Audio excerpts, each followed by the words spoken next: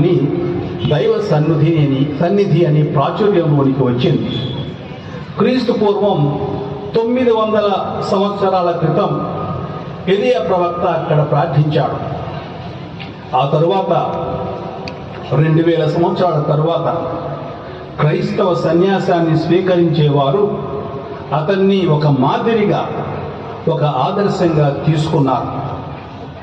ఎలియా ఇశ్రాయేలు ప్రజలకు చేసిన ఈ అకుంఠిత సేవను ఒక ఆదర్శంగా తీసుకొని నిజదేవుని కొలవడానికి వాళ్ళు కూడా హృదయశుద్ధితో మరియు భక్తి భావాలతో ముందుకు సాగాలనే నిర్ణయంతో నిర్ణయం వాళ్ళు బాగా బలపడింది.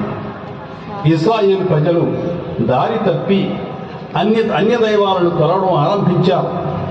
వారికి కనువిప్పు కలగడానికి, వారి అవిశ్వాసాన్ని బయలుపరచడానికి ఆ ప్రాంతం